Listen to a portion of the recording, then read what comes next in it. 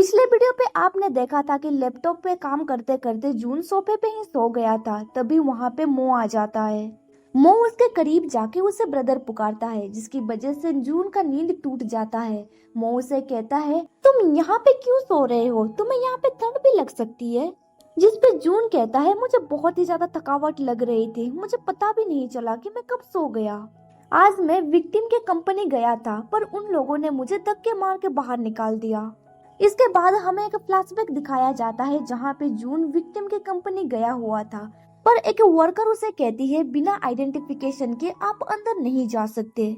इसके बाद scene present में शिफ्ट होता है, जहाँ पे जून परेशान होते हुए कहता है, उन लोगों ने मुझे पुलिस आइडेंटिटी कार्ड दिखाने के लिए कहा, पर मेरे पास तो वो नहीं था।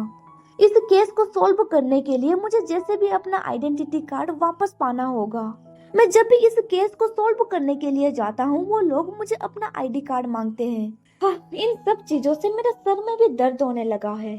मो उससे पूछता है, क्या तुम मेरे साथ अब्रॉड चलना चाहोगे? कुछ दिनों तक मेरा कोई भी क्लास नहीं होगा। ये सुन के मो हैरान हो जाता है और कहता है, क्या एक ट्रिप? पर तुम सडनली एक ट्रिप पे क्यों जाना चाहते हो? मो कहता है, मैं तुम्हें इतनी मेहनत करते हुए नहीं देख सकता। ब्रदर, आपने कहा था ना ब्रेक के दौरान आप एक वेकेशन पे जाना चाहते थे। मुझे लगता है आपको डिटेक्टिव मीन से कुछ सीखना चाहिए।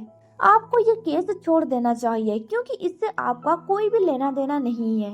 ये सुन के जून चिल्लाते हुए कहता है, आखिर तुम इस तरह की बातें कैसे कह सकते हो? क्या दूसरों की जान से तुम्हारा कोई भी लेना देना नहीं है? ये सुन के मो सैड हो जाता है और वो कोई भी रिप्लाई नहीं देता है, जिसपे जून सोचने लगता है, मीन से आर्ग्यू करने की वजह से मेरे मुंह से ये सब कुछ निकल रहा है। मुझे बिना सोचे समझे उसे क्वेश्चन नहीं करना चाहिए था। वो मीन की तरह नहीं है, लोगों के इमोशन से वो जुड़ा हुआ नहीं है। ये सब कुछ कह के शायद मैंने उसे हर्ट किया होगा। मुझे उसे सब कुछ अच्छी तरह से एक्सप्लेन करना होगा। जून उसे कहता है, मेरा ये मतलब नहीं था। मेरा मतलब ये था कि मैं इस केस में इन्वॉल्व हूँ, इसीलिए मुझे। मो कहता है, तुम्हें ज्यादा फिक्र करने की जरूरत नहीं है। मुझ में इमोशंस की कमी है। अगर कोई मेरे सामने मर जाता है तो मुझे हर्ट या सैड फील नहीं होता है। देन वो अपने चेस्ट पे हाथ रखते हुए कहता है, यहाँ पे मुझे यहाँ पे कुछ भी फील नहीं होता है। मैं ऐसे ही पैदा हुआ हूँ, मुझे ये नहीं चाहिए था, पर मैं ये बदल भी नहीं सकता।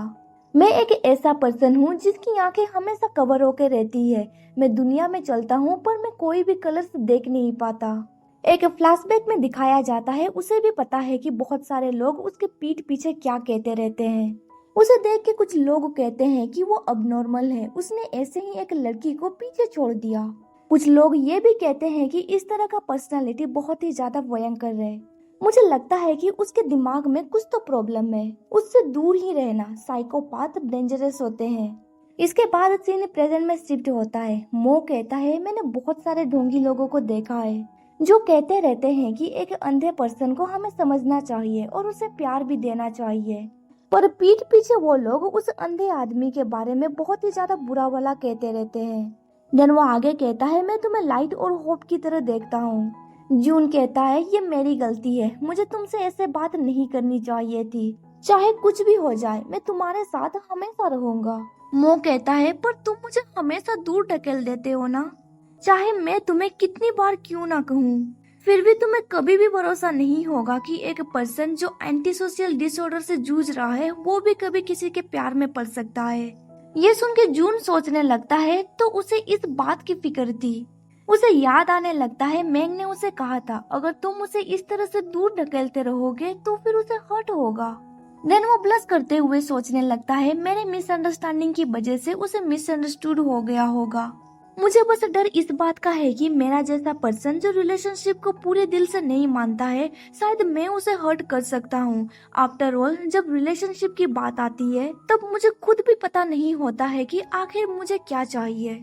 जून ब्लश करते हुए कहता है, शायद मैं एक बार ट्राई कर सकता हूँ। अभी वो सोच रहा होता है, ऑनेस्टली अगर ये लिनमो है तो उसके साथ रहना इतना भी बुरा नहीं होगा। मो उसके करीब जाते हुए कहता है, तुम क्या ट्राई करना चाहते हो? अगर तुम मुझे चीजें क्लियरली नहीं बताओगे तो शायद मुझे मिसअंडरस्टैंडिंग हो सकती है। जून ब्लश करते हुए सोचने लगता है इस तरह के मोमेंट पे उसे डम नहीं बनना चाहिए। क्या वो जानबूझ के ये सब कुछ कर रहा है? ये कितना एम्बेरसिंग है। जून उसे क्लियरली कहता है वेल क्या तुम मेरा बॉयफ्रेंड बनना चाहोगे? पर मो इसके लिए साफ मना कर देता है, जिसकी वजह से जून पूरी तरह से शौक में पड़ जाता है और सोचने लगता है क्या उसने मुझे रिजेक्ट कर दिया।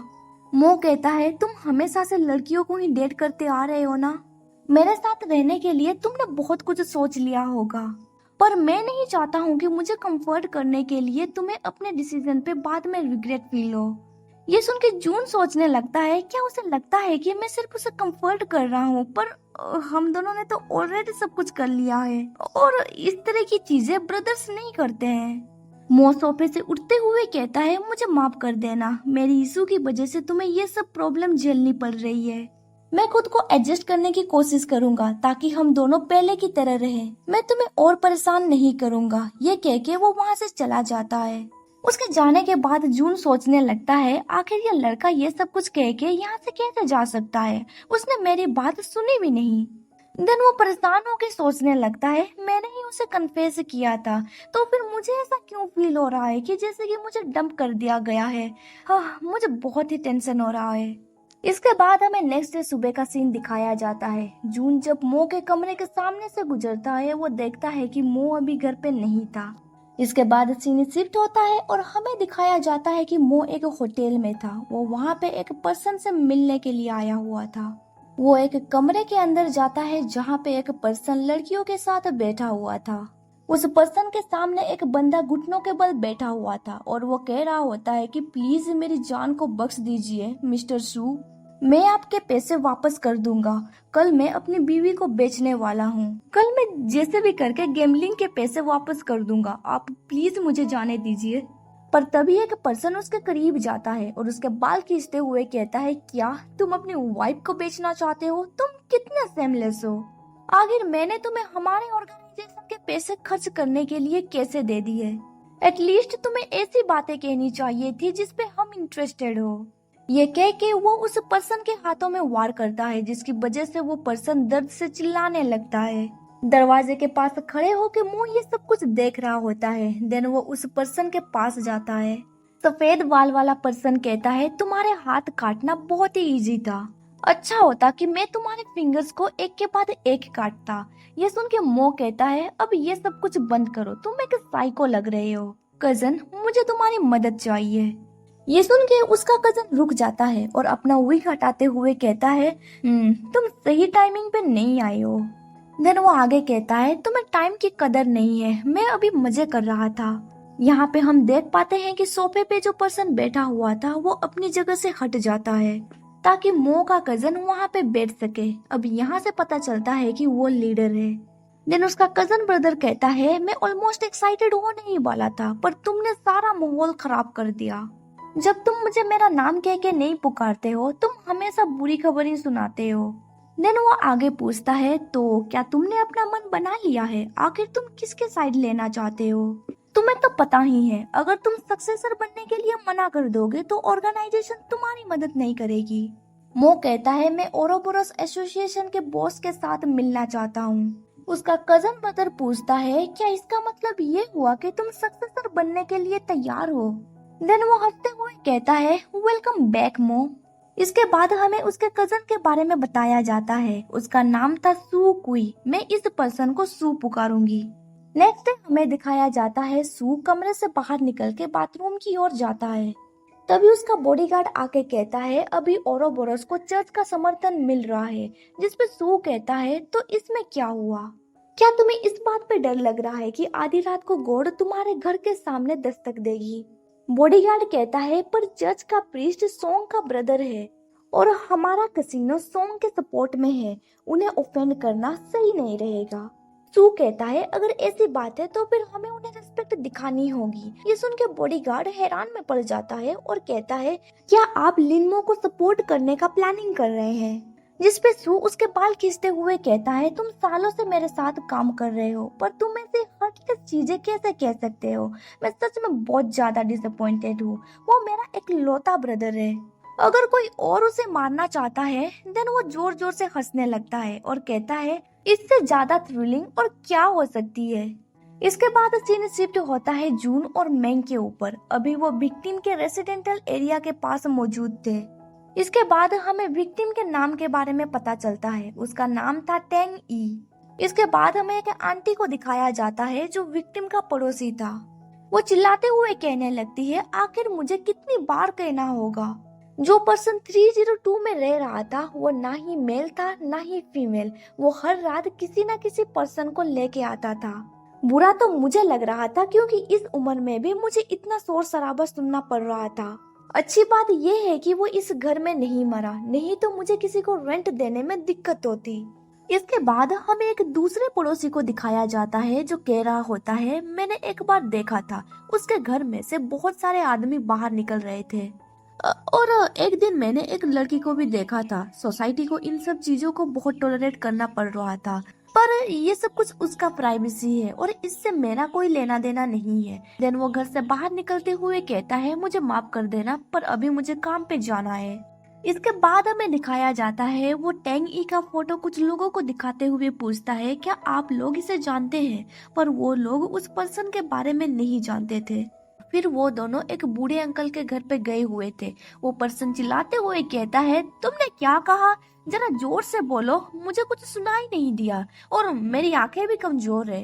कुछ देर के बाद हमें दिखाया जाता है कि मैंग अभी खाना खा रही होती है। अभी शाम के 4 बज चुके थे। जून अपना फोन देखते हुए सोचने लगता है, उस रात के बाद से लिन मो ने मुझसे बात तक नहीं की। उसने मुझे मैसेज भी नहीं किया। क्या वो अभी तक नाराज है? वो सैड होके सोचने लगता है, उसने मुझे रिजेक्ट किया, यहाँ पे तो मुझे मेरा सोना चाहिए था ना, आखिर वो मुझसे क्यों छुप रहा है? तभी मैंग कहती है, बॉस आपने पूरे दिन कुछ भी नहीं खाया है। अगर आप ऐसे ही करते रहेंगे तो केस सॉल्व होने से पहले आप पूरी तरह से टूट चुके होंगे। मुझे पता है डिटेक्टिव मीन का गुजरना सबके लिए एक शॉकिंग बात है, पर हमें फिर भी खाना चाहिए ताकि हमें एनर्जी मिल सके।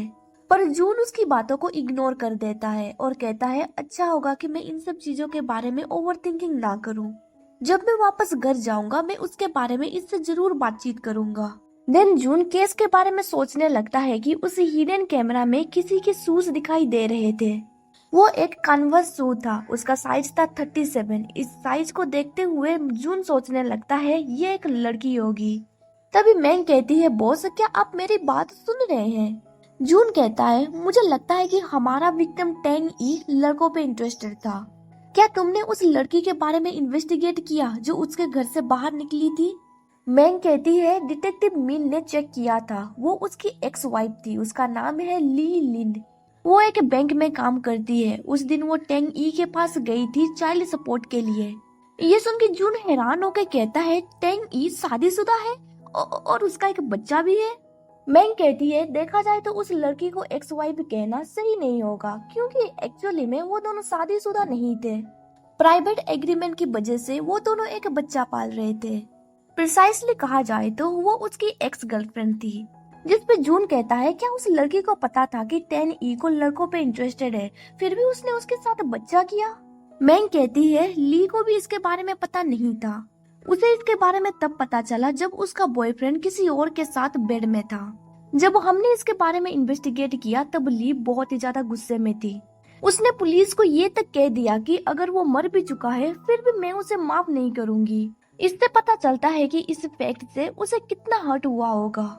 ये सब कुछ सुनने के बाद जून कहता है, ऐसा लगता है कि उसकी एक्स के पास एक मोटिव था उसे जान से मारने का। यहाँ पे जून को उस लड़की के ऊपर डाउट हो रहा था। अब यहाँ पे ये चैप्टर खत्म हो जाता है। वीडियो पसंद आया तो लाइक कर दीजिए और आगे का स्टोरी जानने के लिए मेरे चैनल को सब्सक्राइब कर दीजिए और साथ ही बेल नोटिफिकेशन ऑन कर दीजिए ताकि आपको मेरा हर वीडियो का नोटिफिकेशन मिल सके। Thank you for watching my videos.